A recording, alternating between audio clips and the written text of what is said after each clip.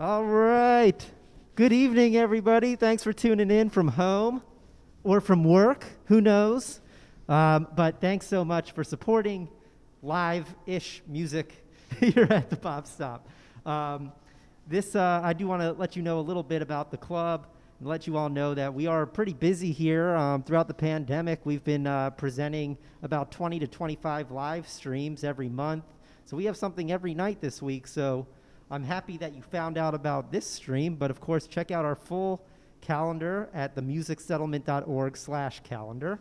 And we are very fortunate that we're able to provide these streams at no cost with Facebook Live. But of course, we do ask for donations. And tonight, I believe, I'm even forgetting the link. It's givebutter.com/collage. And I will be sharing that with you throughout the evening in case you'd like to make a donation. At the same time, this particular stream happens to have some support behind it from the Frohring Foundation, so we do want to give the Frohring Foundation a huge shout out, and also thank Kent State University for their help in publicizing this event with us. So the way these work, we do one long set, and so definitely share this stream with your friends and start those watch parties. And then if you stick around after the live music portion is through, we're going to do a little bit of a Q&A and see how that goes on this stream. And yeah, we're just going to get straight to the music. So this is the Cavani Quartet with their program Collage, which you'll hear more about shortly. Annie, do you want to say anything right now? Yeah. Yes? All right. So here's Annie to tell you more about the program. Hello, everybody, and welcome. Hope you're having a great day. Yesterday was a great day. And this evening, we are so excited and honored to be working and collaborating with and making music with Mwatabu Okantah, who is a professor at Kent State University. Welcome all of you from Kent State. This is a part of a very important week of celebration, remembrance, and serious discussions around the great work of Martin Luther King. So we play this program in honor of that, and for all of you at Kent that are tuning in, we're very happy to see you. We know you're there. We feel you. I'll put it that way. This program this evening, we have been working together, the Cavani String Quartet and Mwatabu Okantah, since 1990. Now, Okantah and I were only 10 when we began this journey. No, okay. No, but this is truly one of the great joys of my life, to know this gentleman and to collaborate in an artistic way. And I also want to just make sure I introduce the rest of my colleagues before we begin. Let's start over here on cello. This is Kyle Price. On viola, we have the fabulous Eric Wong. And in the violin section with me, the wonderful Catherine Cosby. And maybe if there's a chance, we'll tell you a little bit more about them. I'll have some embarrassing biographies for them. My name is Annie Fillard, and we are going to begin this program with the music of Antonin Dvorak. And the piece is called the American Quartet, and we will be playing the slow movement, which is entitled Lento. And I'm going to have Mwatabu tell you a little bit about the poetry. And before I talk about the poetry, I'd like to say this about the collaboration. In the years that we've come together, it has allowed us to bring two cultures, music and poetry, from different cultures together, because music and poetry, the arts, have the power to heal, have the power to bring people together, have the power to tackle tough issues. And we are in a time where we need to do that. And so again, as Annie said, in honor of the memory of Dr. King, we are going to perform for you. The first poem, Collage, is the title poem from one of my books, and it is about traveling into the South in search of our history and our heritage and bringing together images from that trip. It's called Collage.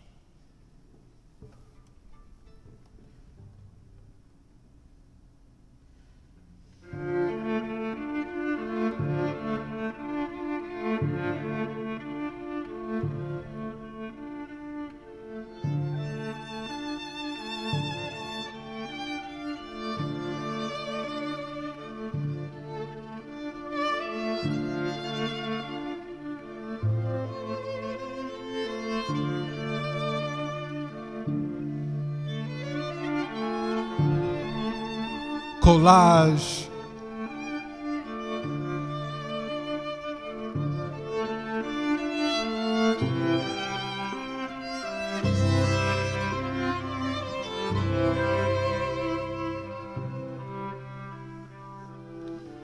Oh, the old sheep, they know the road. The old sheep, they know the road. The young lambs must find the way.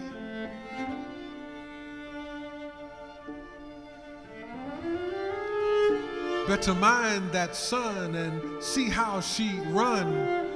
The young lambs must find the way.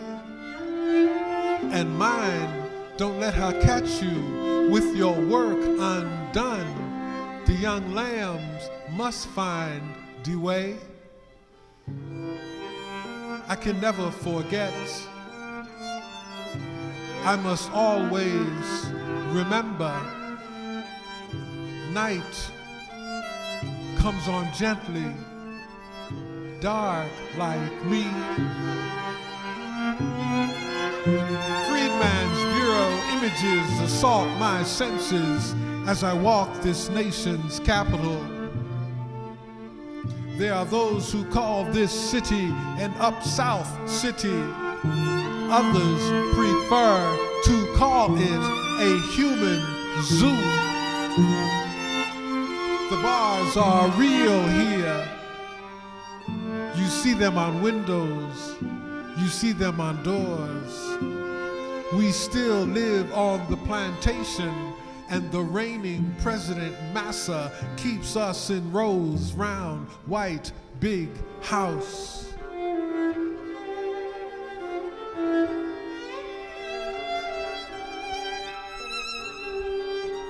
No more driver's lash for me, no more, no more.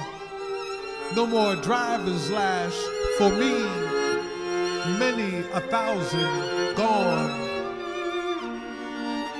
Moving south, there is something about the trees, slowly moving, retracing runaway slave footsteps once taken. We came here on ships christened Jesus. At Jamestown, American families picnic, Sunday afternooning through. What are you doing here? Stairs. In Richmond, a museum commemorates the Confederacy, and Monument Avenue bricks still bear the palm prints of the slaves who laid them. In the New South, they restore the old plantations, and tour guides talk of working the land once again.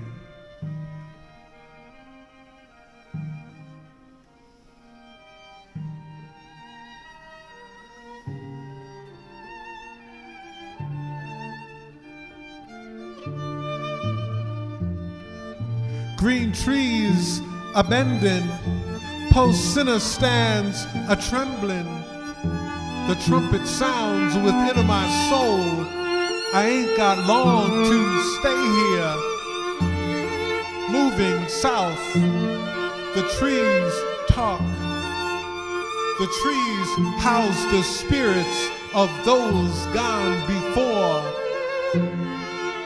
Listen, stillness stirs in the trees, making pilgrimage south. I breathe our kidnapped past, feel a deep desire to know, to touch, to become one with this rich black blood earth. I sense the Orisha rustling in slow and deeply rooted trees. Our black heart beats here.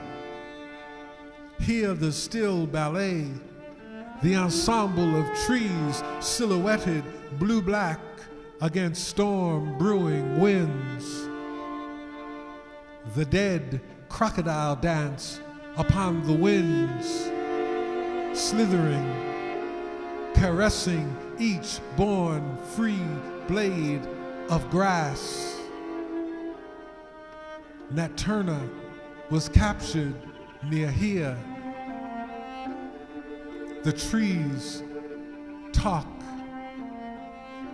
Listen to the murmuring voices. This poem speaks blood voices, whispering, murmuring, ancestral voices in the trees, in the trees.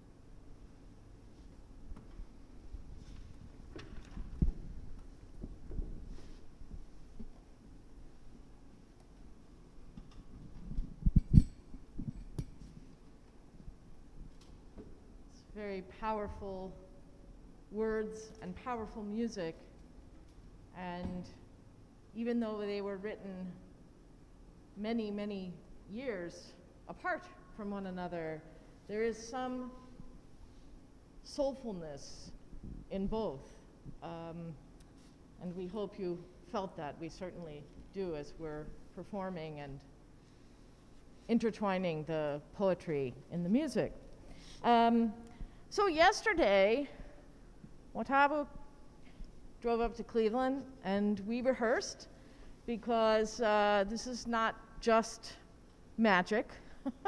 We work hard to make sure that we can really listen to each other in such a completely active way that the words influence the music influences the words.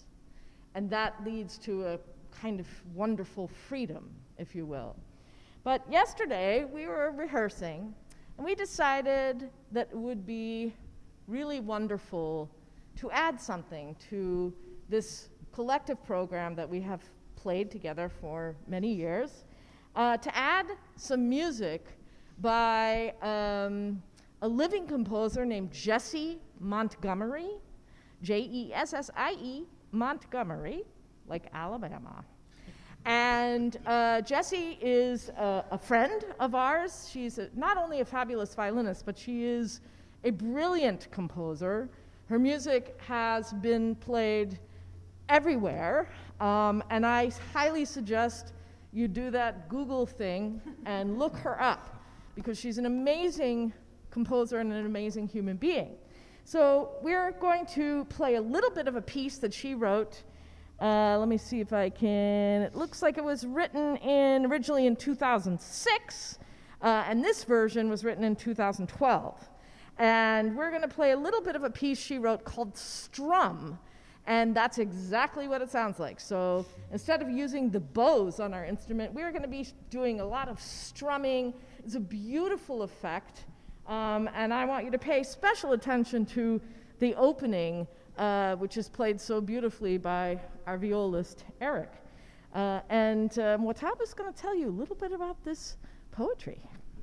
When I heard this music, and I really have to thank the quartet for introducing me to chamber music. But when I heard this piece, I thought of a couple of poems from my latest book called Gorilla Dread. And I'm going to do 2 poems with this because we are living in very, very difficult times. People are asking very, very serious questions. And one of the things that I try to do in my work is to tell stories from the perspective of black people living in a society that sometimes can be very, very hostile. And this is a poem called Unforgivable Blackness. It's a poem that I wrote for Jack Johnson, the first black heavyweight champion of the world, and things that he had to deal with and that black people had to deal with in his time, we are still dealing with in our time. And then there is a second poem that was inspired by a painting by an artist named Dana Oldfather. The painting is called Indifference. And many of us know about indifference has nothing to do with the tyranny of skin color, but indifference.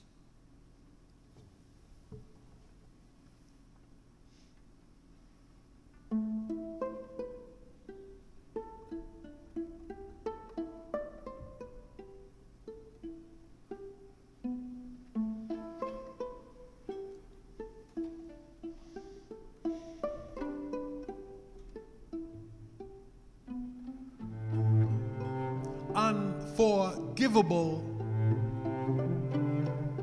blackness.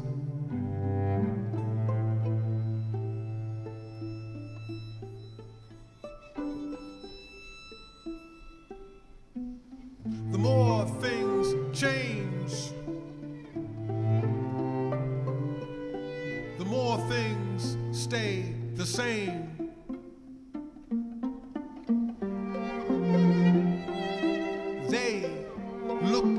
Us and called him the Black Menace.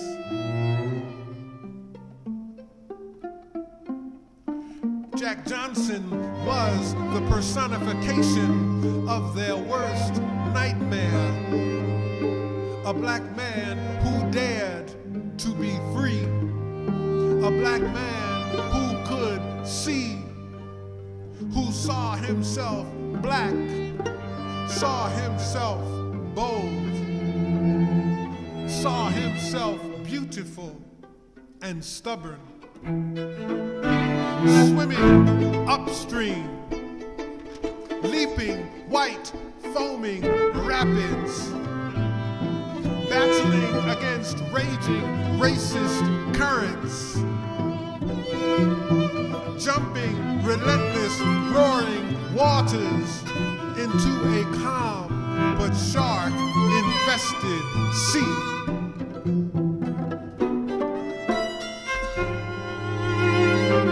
If they only knew, they do not know how to know, do not want to know. They destroyed Black Wall Street in Tulsa. They let the Mool fire burn in Philly. Sister Africa cried out, grab on to whatever is left.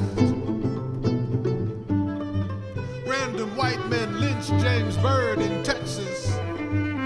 Sandra Bland found hanging in her jail cell. Another one of us is always next. Another stone thrown into that bottomless black story well.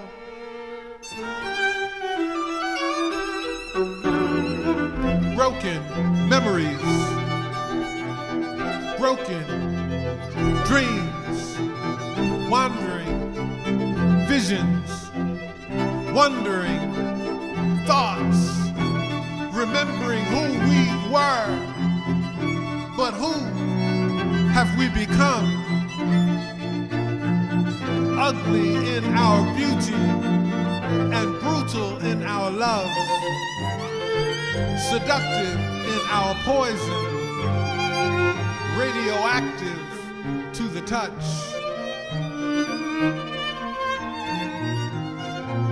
Unforgivable blackness, primordial blackness, blackness so bright, so black. So this little light of mine, I'm gonna make it shine. Blackness still shining in us for reasons we don't always understand.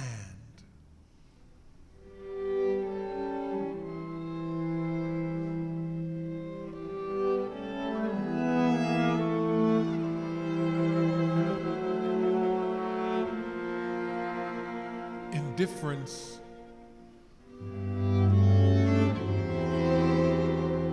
You know it when you see, feel, when you are touched by it.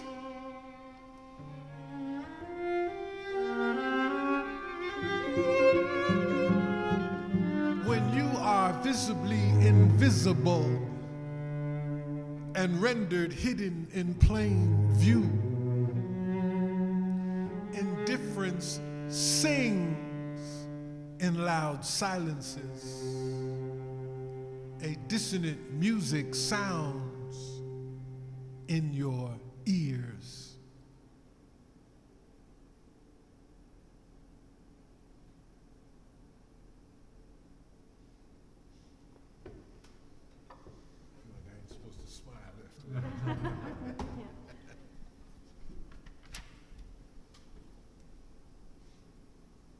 If you live in Cleveland, you are aware that one of the greatest poets, American poets, Langston Hughes, grew up here.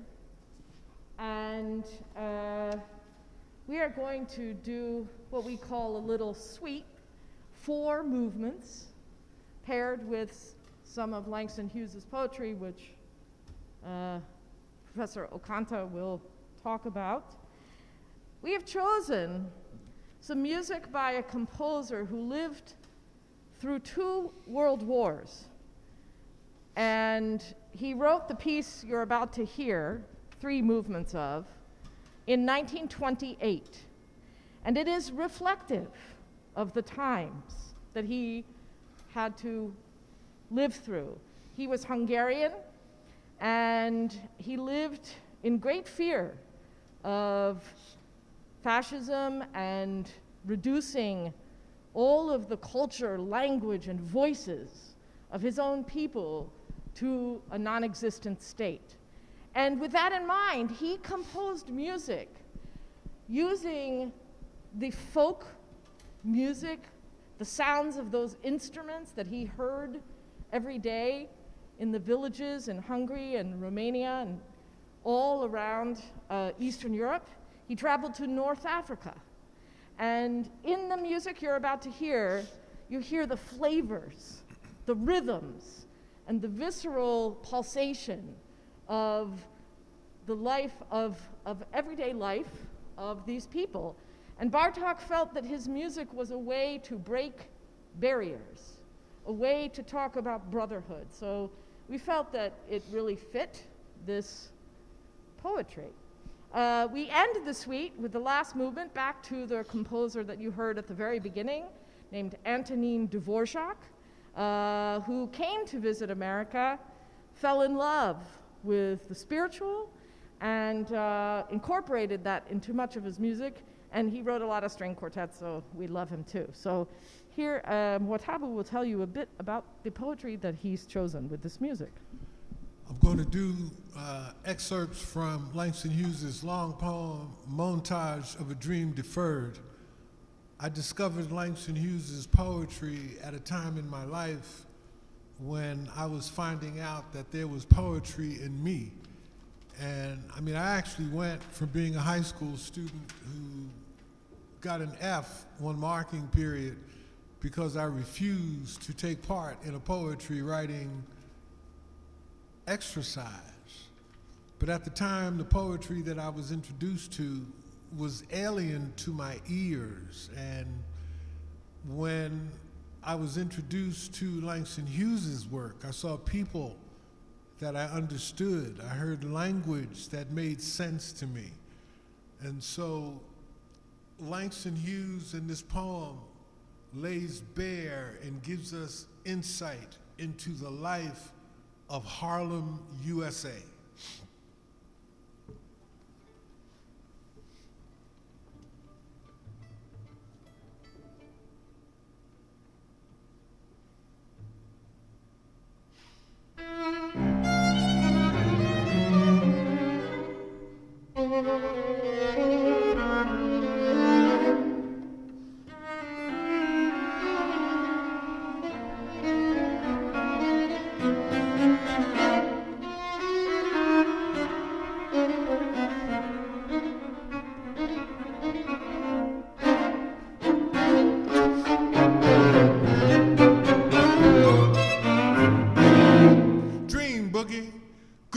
Daddy, ain't you heard the boogie-woogie rumble of a dream deferred? Listen closely, you'll hear their feet beating out and a beating out.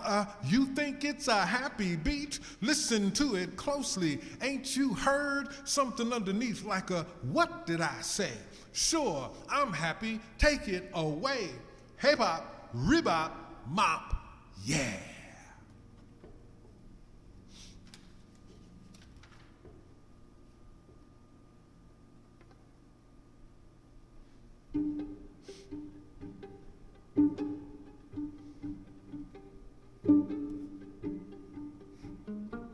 Parade.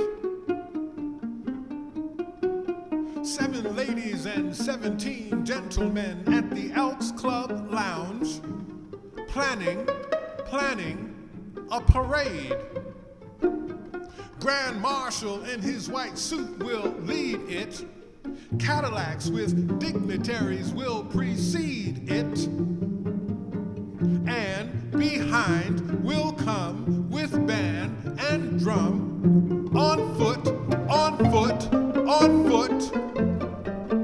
Motorcycle cops, white, will speed it out of sight if they can. Solid black can't be right. Marching, marching, marching, noon till night. I never knew that many Negroes were on earth, did you? I never knew.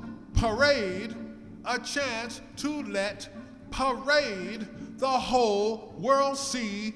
Parade old black me.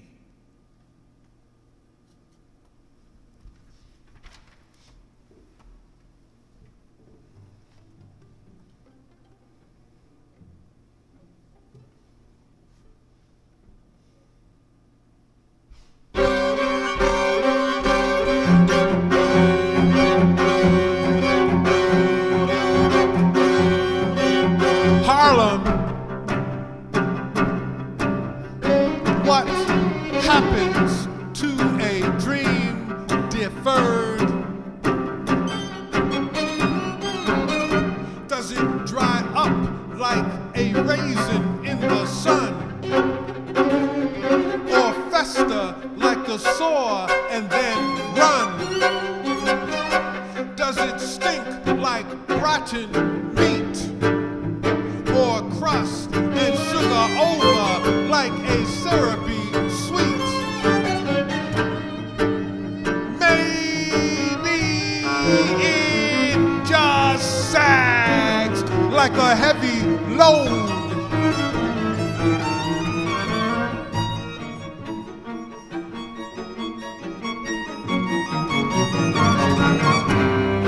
Or does it explode?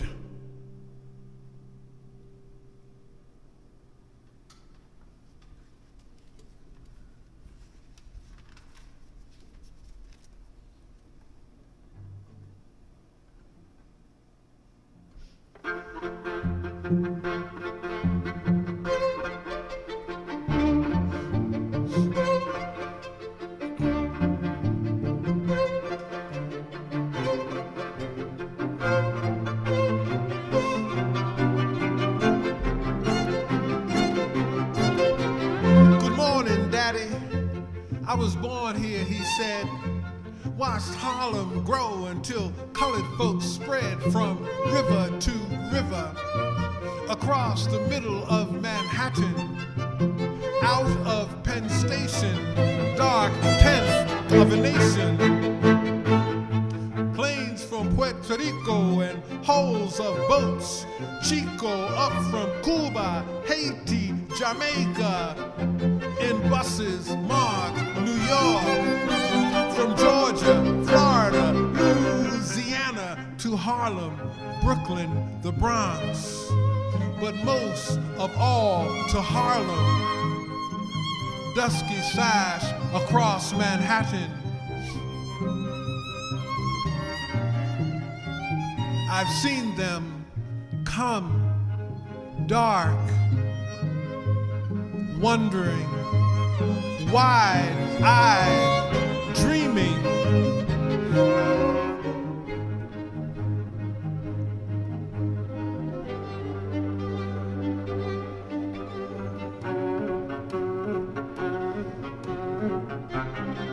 I've seen them come dark, wondering, wide-eyed, dreaming.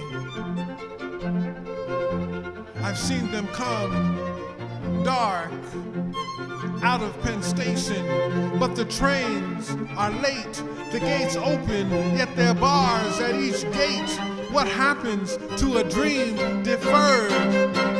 Hey, Daddy, ain't you heard?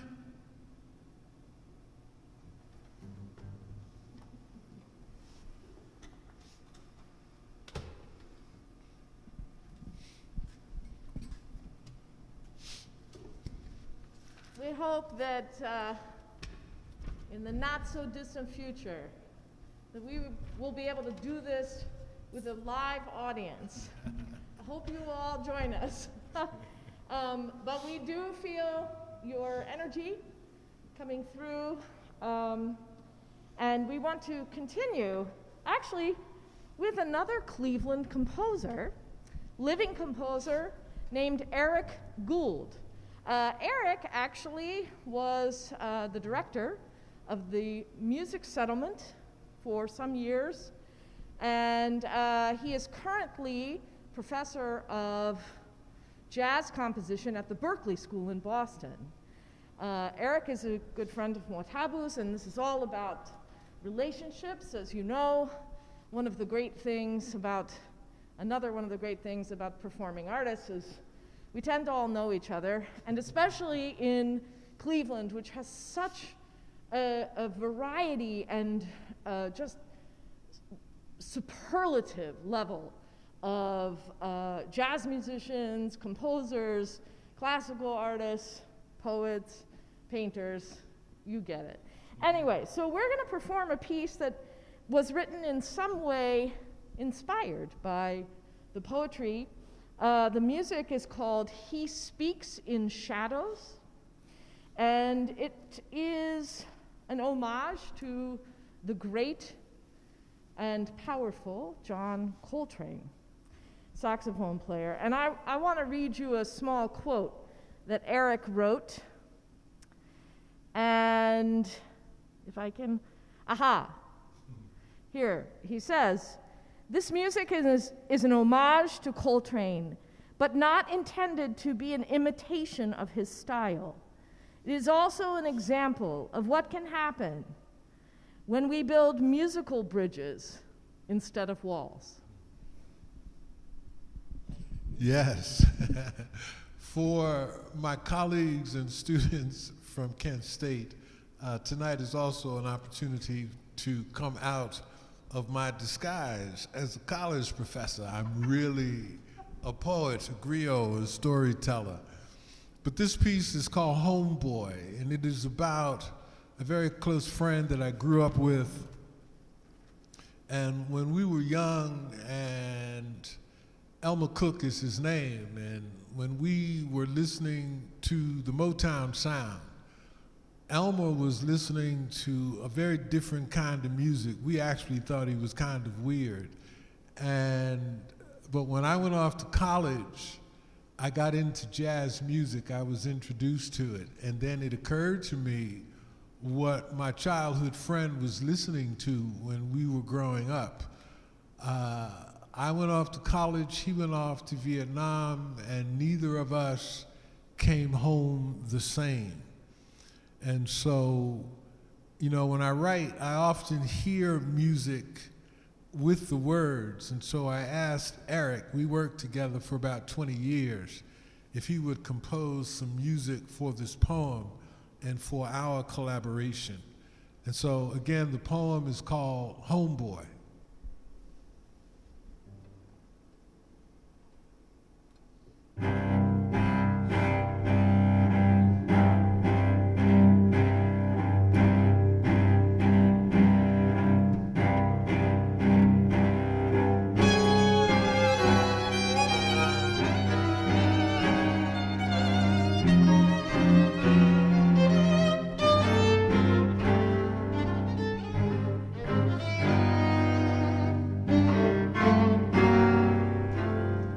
Homeboy.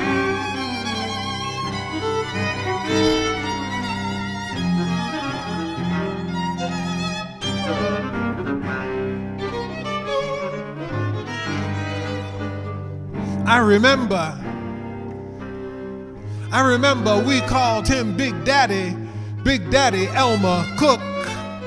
He was my Beulah's boy.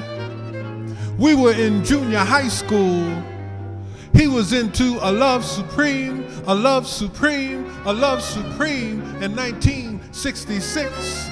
He was into wingtip shoes, but he never ever cocked his head. Elmer was into John Coltrane, into Thelonious Monk. He was into the new music years before I would learn it was new. I had been summer camped into Top 40 Cousin Brucey, integrated into stale rock and roll.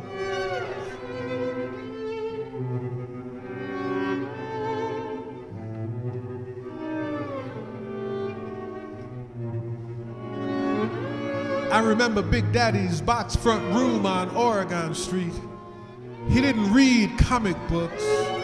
Coltrane music blasted myopic Marvel superheroes. Like Miles Davis, he knew the real thing. Even then, he refused to allow the other stuff entry into his world. He slept in blues minor.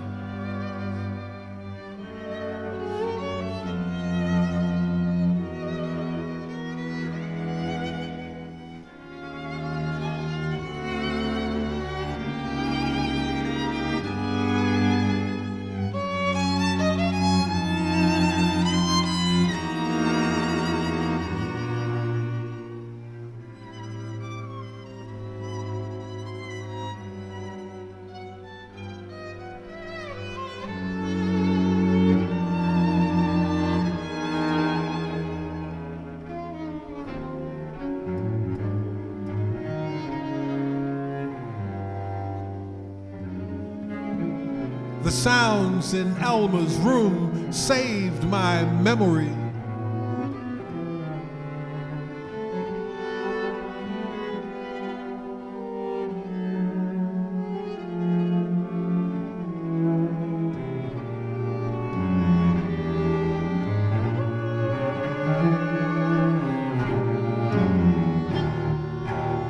At Kent State, I remembered Coltrane. The blood of white kids stained campus ground there one 70s May. It left white folks with a nagging after Nixon need for the average white band. White boys turn to black rhythm and blues in search of the soul their own history stole from them. I had gone off to college. Big Daddy went off to Vietnam. Neither of us came home the same. War and white folks seared scars across the bare flesh of our souls. We heard it in Eric Dolphy's Far Cry, saw it in Monk's Ugly Beauty, felt it in Bud Powell's frantic piano sadness. Horn solos, solo horns, horn solos gave voice to feelings found in places words dare not tread.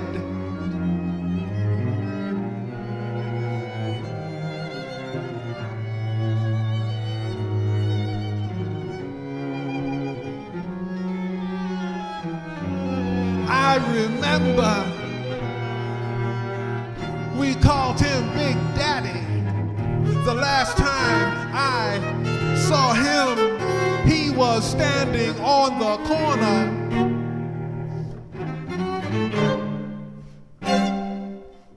I remember we called him Big Daddy. The last time I saw him, he was standing on the corner. He had that far away look. He had that far away look. His eyes set deep. His eyes set deeply deep. His eyes set deep in his head. Homeboy.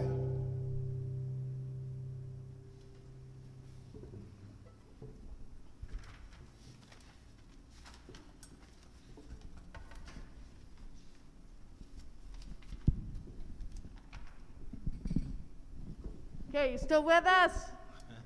Okay.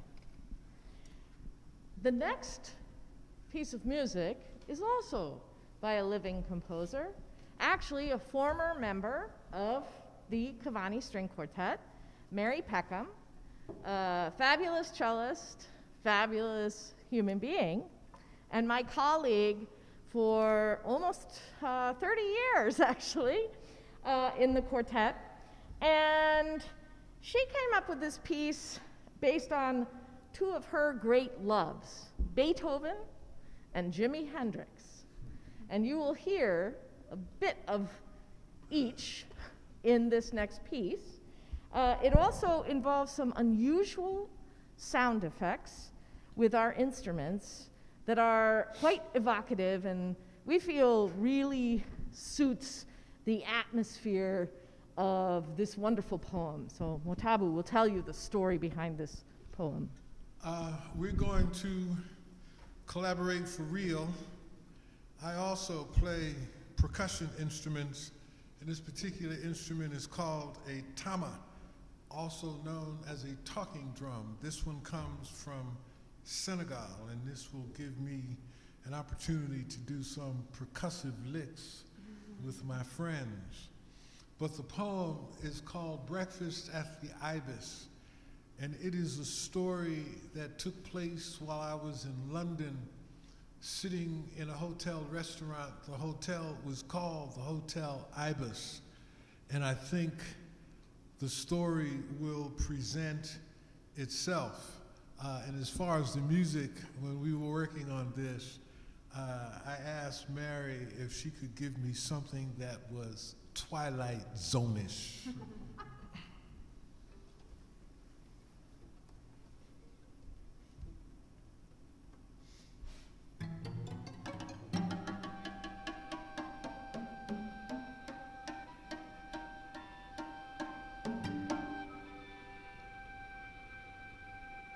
Each morning, she slips in a side door.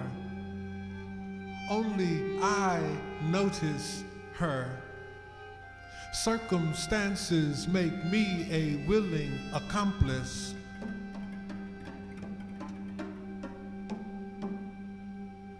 Hungry People roam streets everywhere in this world. In picture postcard London, they haunt train stations. Bobbies herd them up from underground.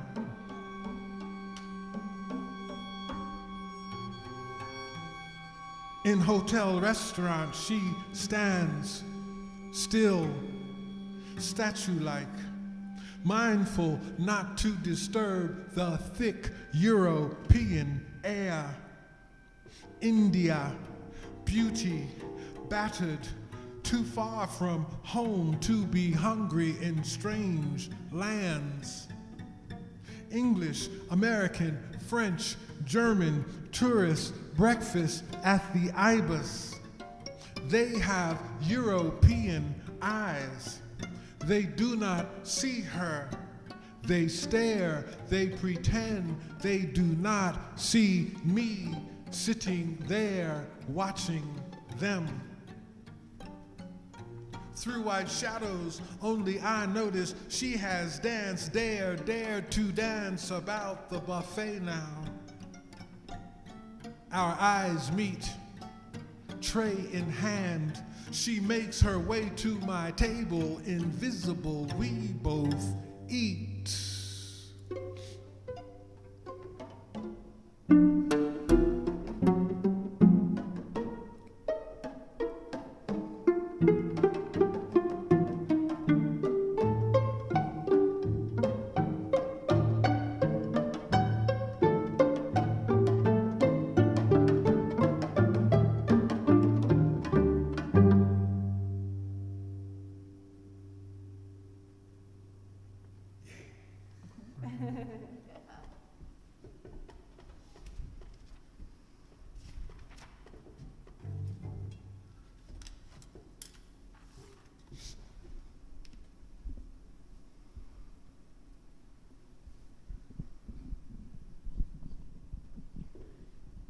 And now we are going to perform some music by a composer who was a friend of ours in college, only recently. Okay, so in the 80s, yes. Named Charles Washington, and a wonderful guy, and we kind of hung out a lot. And he wrote this wonderful piece, and in fact, the parts we have are still his manuscript, actually. It's not even published, this piece, but it represents Charles kind of looking back at his childhood. He was from Virginia, going to church, the gospel choir, call and response. And it also has a wonderful opportunity for these 12-bar blues solos. And I'll let you guess whether we are actually improvising or not. That is just going to be a little mystery. See, I'm winking. Can you see that on the Facebook Live? Okay. The piece is called Midnight Child. And it is based, you'll recognize it immediately, on one of the most beautiful spirituals, I think, that really suits the day, especially with this pandemic, that even in our own homes, isolated away from other people, sometimes we feel like a motherless child, and somehow a long way from home, our hearts are the people that we usually spend time with in our lives. So I think we'll dedicate this to all the people that are struggling with the disease, families that have lost members to this horrible pandemic, and let's look with hope to a future. Wow, I sound kind of like I'm running for president. Okay. Anyway, this is an amazing piece, and the poem that goes with it, Mwatabu will tell you about it. I love it. It's perfect. The poem is called Saw an Old Woman. Becoming a poet was not an easy journey for me. And at a time when it became its most difficult and its most critical, I dropped out of school because I just had to get myself right. And I visited with a teammate of mine, Gerald Tinker, who lived in Florida, and we were in Coconut Grove. I was out in the neighborhood, and an old black woman called me up onto the porch. And I responded to her call and trying to explain to her who I was and why I was there. And in the course of our conversation, I told her that I had dropped out of college. And she proceeded to get me told. And so the poem is about that experience, and I have to thank this old woman because she had a lot to do with me returning to school and getting myself back together for real. So the poem is called Saw an Old Woman.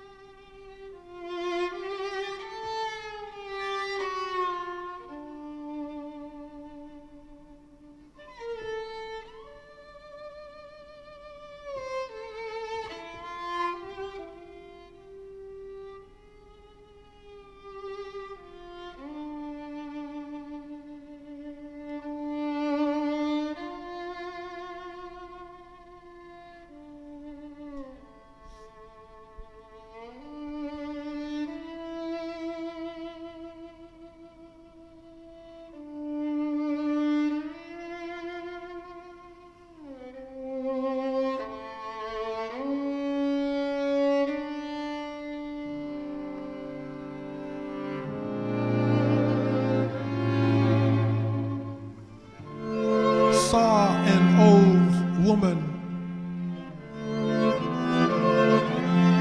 fleeing the sanctuary of my youth. I looked on her years. Rugged American time had sculptured her, carved her Gullah Geechee edged curves like soft virgin wood. I remember she spoke of the for-colored only signs. She said, "Boy, you know them signs. You never knowed what it's like to have to jump." Saw this old woman. She talked of her times. The Black Star Line had fertilized her coming-of-age growth. The taste of Jim Crow had not, could not, bitter her sweet. She said, "How come you youngins don't talk no Marcus Garvey talk? You ain't old enough to really know about them night riders, is your boy?"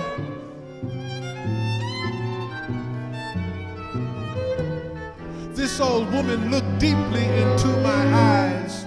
She looked beyond those questions I could never ask her, into the answers only she could give. She said, "Boy, you know Jesus were a field nigga. White man never able to break him with that lash. So he lynched him. But he coming back, he sure enough coming back."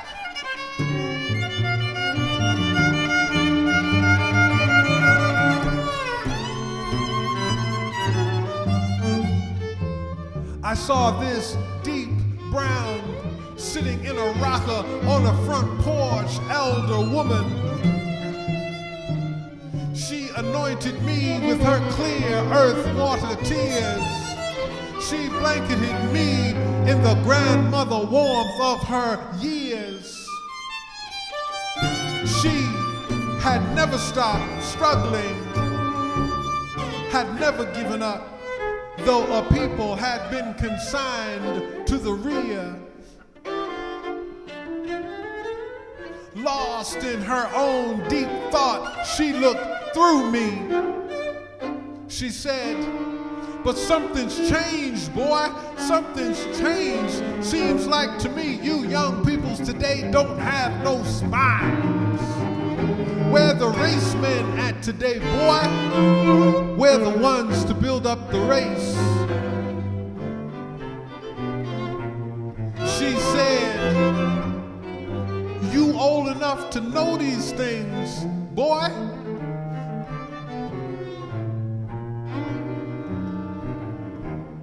I saw this old Southern black woman. She called me to her porch. She touched into my life. I saw in her our story, living in this now time. She said, you old enough to know these things, boy?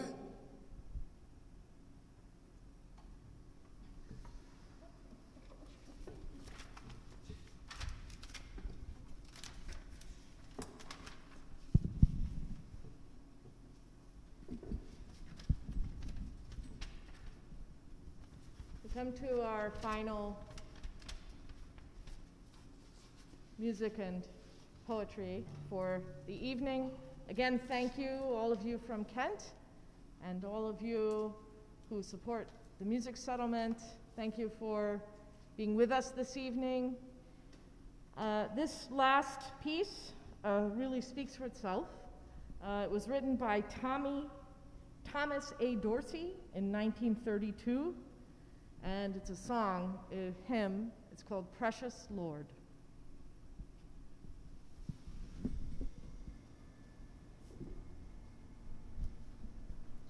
For the poetry, I've actually pulled excerpts of poems, pulled excerpts from poems where I've talked about Martin Luther King.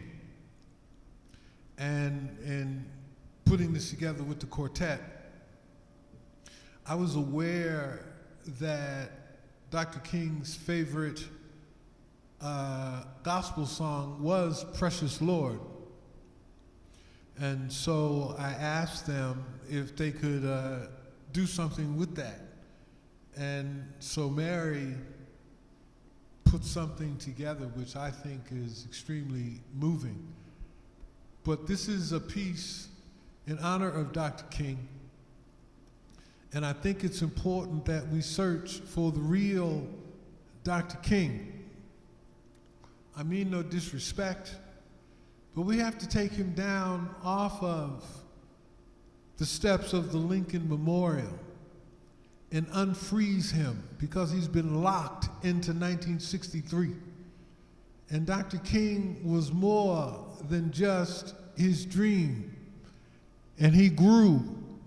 And there came a time when he understood that for many, many people, his dream had become a nightmare.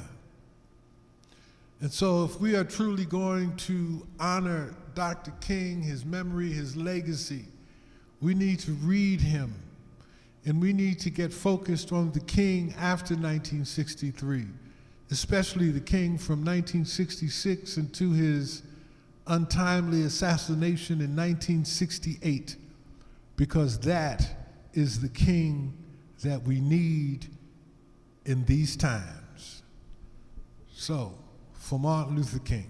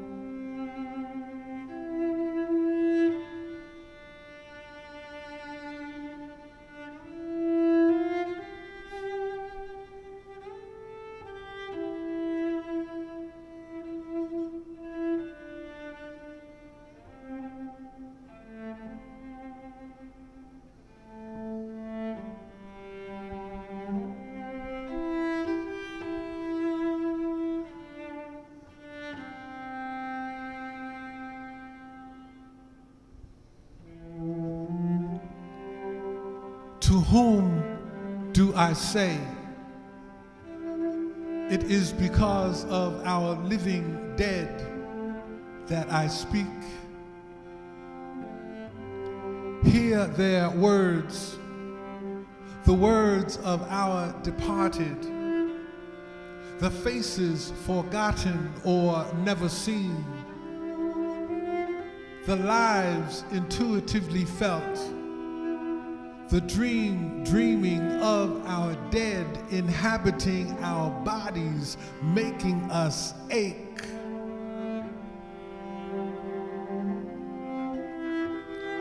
Martin.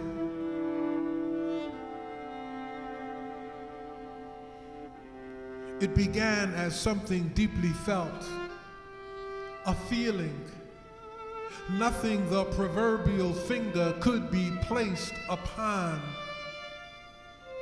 It surfaced a first time that night, a bullet blotted king from our sight.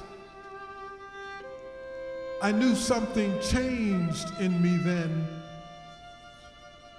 I remember being unable, unwilling to mouth the pledge of allegiance that morning after. The white hollow ring resounding from empty words made me begin to see in a different light. What happens?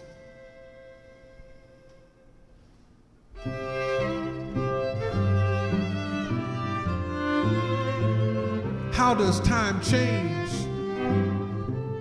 Time moves forward. Time passes like history. It can only pass by us, leaving us weary, leaving us wounded, leaving us wandering in its wake, visionless. We deny him today. Martin has been riddled inside a national holiday. On Sweet Auburn, his clothes are under glass on display. Martin. The old woman looked him in the eyes, told him, my feet is tired, but my soul is rested. It began in tried and true souls.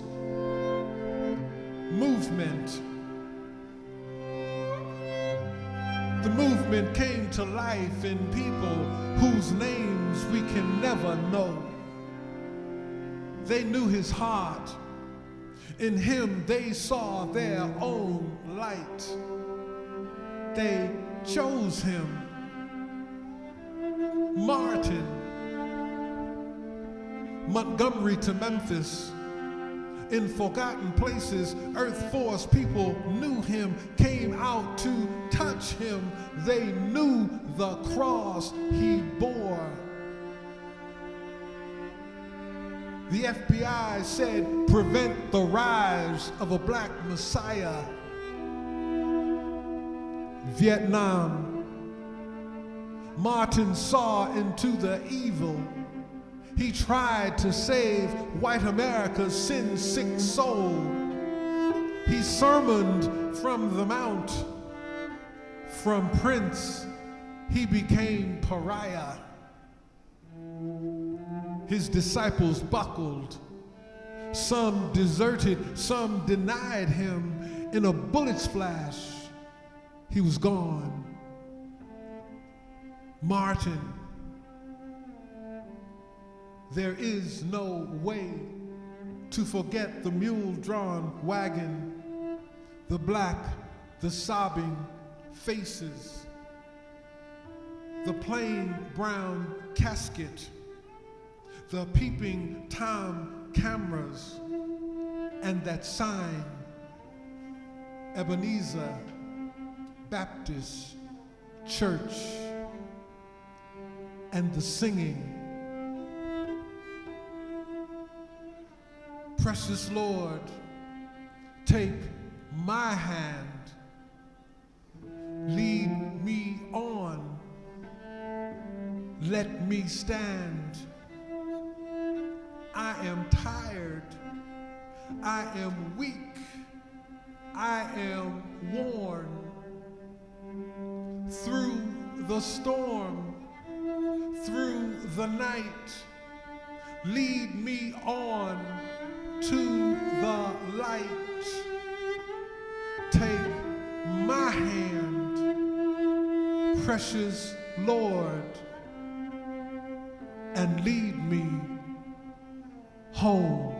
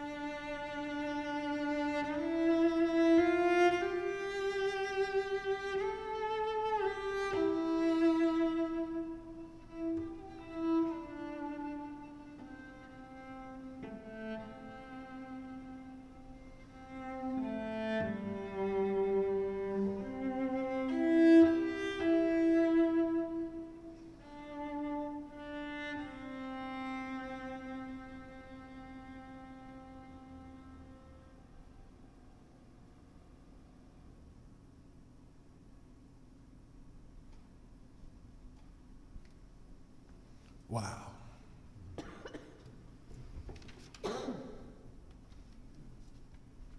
We want to thank everyone who tuned in with us this evening, and we hope we were able to project into the atmosphere. Be safe and love.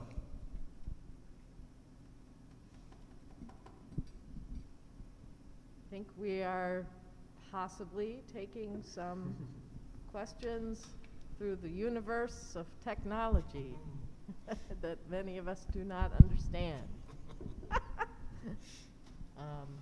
I also second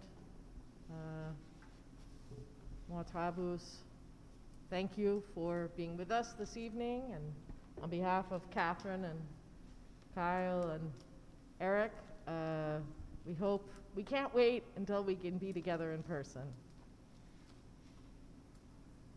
Also, just want to thank the Wizard of Oz here at the settlement, who's responsible for putting the sound together and putting a multitude of wonderful programming together here. Feel free to support the Bop Stop at the settlements, because they have been continuing to provide incredible music programming all during this time where we cannot go to concerts live. So just a shout out to Gabe Pollock, who kind of is steering the ship back there. He's literally the Wizard of Oz. Like, you part the curtain and all these things going on, except he's like actually knows what he's doing. He's a mad scientist. Gabe, are there any questions coming on the Facebook Live? Okay.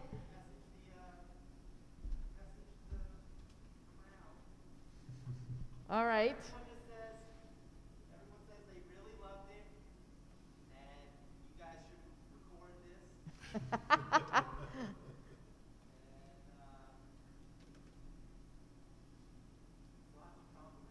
Okay. Well, we appreciate those. If you do have questions, we are not hard to find. Okantah is a professor at Kent State University and director of the Center for Pan-African Studies. Not anymore, okay. anyway, but you were one time, I right? was director of the Center of Pan-African Culture. Pan-African culture. Oh, we have a question. All right, I would like to order a large pepperoni pizza, please. Oh, sorry. Yes. Deborah says the pacing is so beautifully moving. Any additional insight to how that comes together? And then Jennifer says, I'd love to hear about the process of combining the poetry with the music. They're kind of related, I feel like. Those are great questions. This is a very unique collaboration. Because they probably can't hear me. Okay, so could you say the first question from Deborah? I have a feeling I know Deborah. Hi, Deb. B. The pacing is so beautifully moving. Any additional insight to how that comes together? Okay. Deborah says the pacing is very beautiful, and she is asking how we put this together. Listening. The kind of listening that we should all do. Listening with every fiber of your being, and then rehearsing and learning to adjust. But some of what we did becomes spontaneous because we have practiced together, and there's a wonderful, what we call a sort of chamber music relationship, where everybody is on the same team and kind of put ourselves in each other's shoes, and you notice that we move together, that there's visual cues, there's a lot of looking up. Playing in a string quartet is like a conversation, and then this is really a quintet. I don't know, you have some other ideas? Anybody want to? And when Annie says we're a quintet, and again, it's predicated on listening.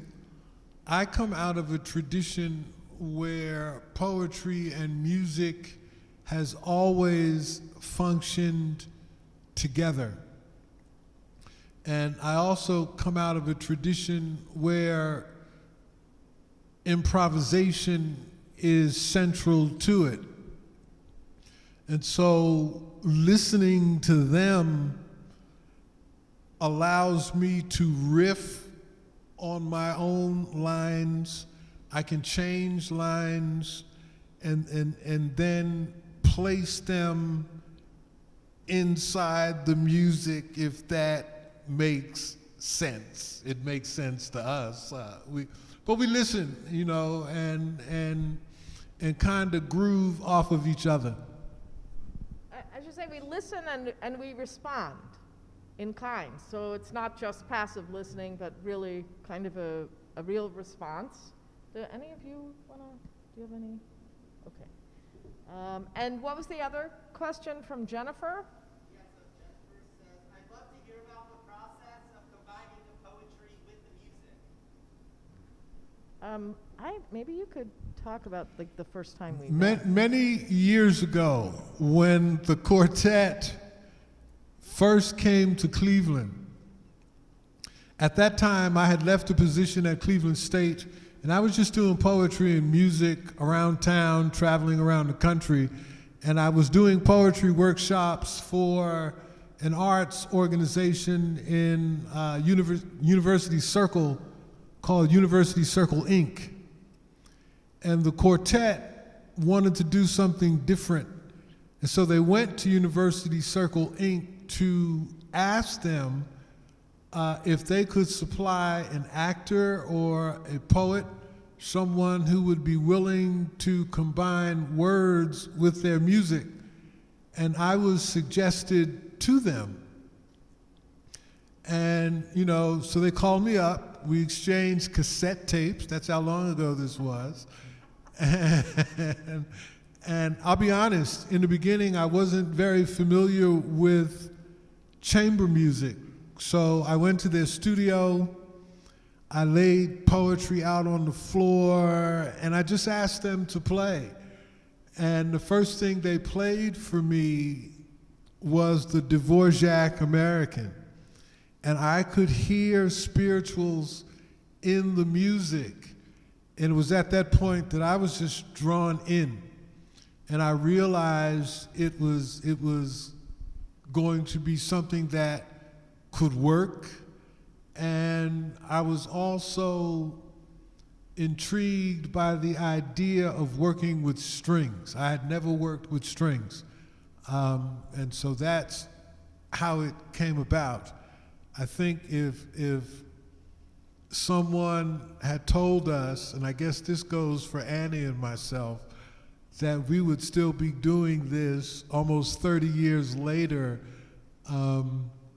we would not have believed it. And for Kyle and Catherine, I don't think they want to talk because they're new to this and this is their first time. So I met them yesterday for the first time, and that same energy is there, but it's different because they're different. And with Eric, you know, as musicians, you bring yourself to it. And so this is our first time working together, and I thought it was fantastic. Want to do it some more. The question about the actual process, it's so wonderful to do this. Sometimes, as Mwatabu said, we play a piece of music that we love, and it could be from the traditional Western canon or something new by a living composer that we're working on, and that touches something that in him or reminds him of something, and he finds a poem that correlates. There's another poem in his, I'll promote your book for you, newest book called Gorilla Dread, that's called Kindred Spirit, and I love this poem, and I actually thought that the Jesse Montgomery might go with the poem. So sometimes he reads a poem and then we kind of search around and find something that we think has part of the same soul, you know, just something about it. Number of ways of doing it. And then we try it out. And then we perform it and we see what happens. I hope that answers the question. That was it, the only other one. You already answered it. Someone wasn't on at the beginning and asked how long you've been working together. But you kind of just said that, 30 years. So. Yes, and it's always joy. We have traveled all over the United States. We did a Northern California tour and Southern tour and stopped everywhere along the way. So, and we hope to do this many more times and look forward to being with you in person. Everybody stay safe out there. Thank you so much for being with us. And let's keep looking forward into the distance with some hope. Thank you.